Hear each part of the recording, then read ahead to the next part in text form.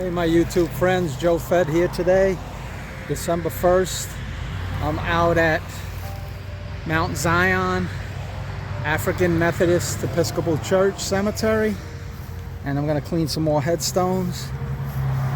And my first hero is Boston Cowell. As you can see, Boston Cowell's headstone is sunken down into the ground a little bit, but he served in the U.S. Navy during the Civil War. He enlisted 26 October 1863 in Norfolk, Virginia. And he served on board the USS St. Lawrence. I guess they were protecting the coastline to prevent the Confederate ships from coming in. And he was born March 1835 in Currituck, North Carolina.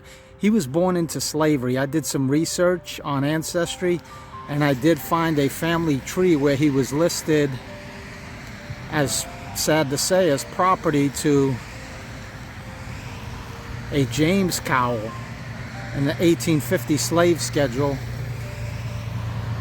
African Americans weren't listed by name, they were listed by age. And he was just a young boy. And his parents, his mom and dad, also were slaves under James Cowell. So we owe this gentleman a lot of gratitude for what he did. Came out of slavery, signed up to fight for the Union Army. And his father was Joseph Cowell, and his mother was Rosetta, and they had 12 children. And Boston married a Jane Owens. He was married twice. He was married Ann Dean and Jane Owens. And he served honorably, and we owe him a debt of gratitude. So I'm going to clean his headstone, make it presentable. And let me go for now, and I'll show you how it turns out. You can see Boston Cowell's headstone came out really well. You could actually read it now.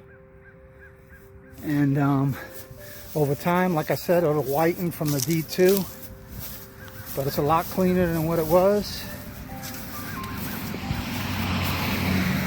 And I'm going to place a flag upon his grave. He didn't have no flag.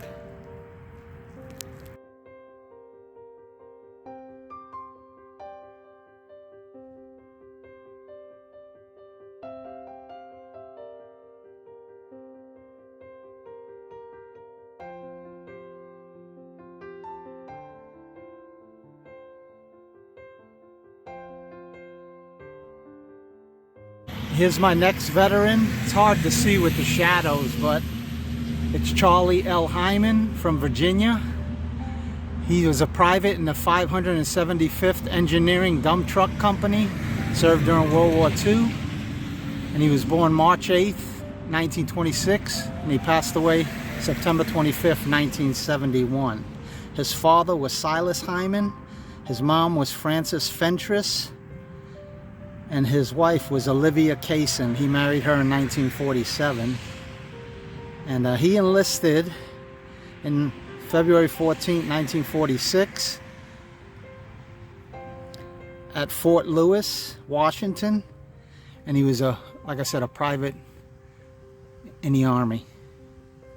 And he served honorably during World War II. So, Mr. Hyman, I'm going to clean your headstone, make it presentable for Memorial Day. And as you can see, pretty dirty.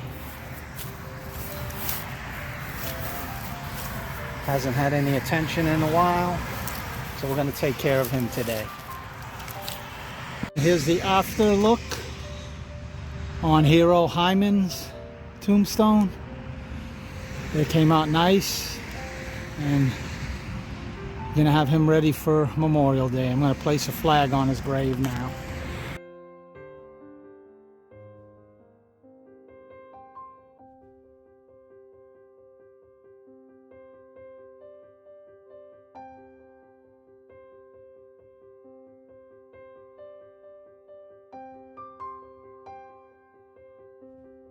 This is my next veteran hero, George W.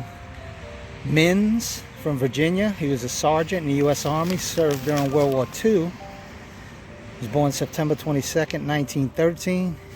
Died February 17, 1967. And Mr. George Welford Mims, his dad was named John, his mom was Geneva Ridley, his wife was Mary Owens, and he had a son, Ernest. And Mr. Mims is one of our heroes. This is our African American cemetery. All these African American heroes deserve our gratitude for what they did for our country. You know, they get forgotten about. And you could tell by his grave, his footstone, it hasn't had any attention in years. And there's many of them in here. And I'm going to take care of as many as I can in preparation for Christmas here in 24 days. And then Memorial Day. The goal is to get as many done by Memorial Day as possible. So let me commence to prepping his stone. I'll wet it with water and then I'll spray it with some D2 and let it soak for about 15 minutes. Here's how Patriot Mims' footstone turned out. I had to use extra elbow grease. That black algae and dirt was embedded in there. It took me about 35 minutes of scrubbing and using a shish kebab stick to get into the letters to get all the moss out of them. But it's looking good now. So I'm going to place a flag holder and straighten up his flag and move on to the next one.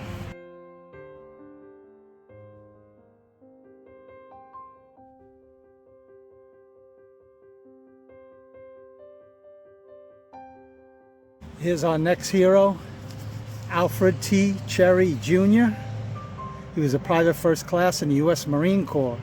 He served during Vietnam.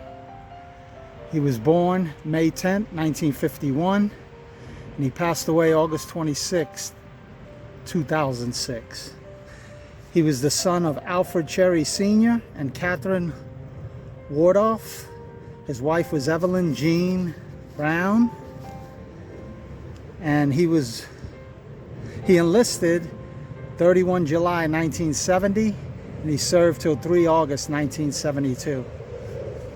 So, Mr. Cherry, sir, thank you for your service. I'm going to take care of your headstone right now and make it look presentable for Christmas and then for Memorial Day.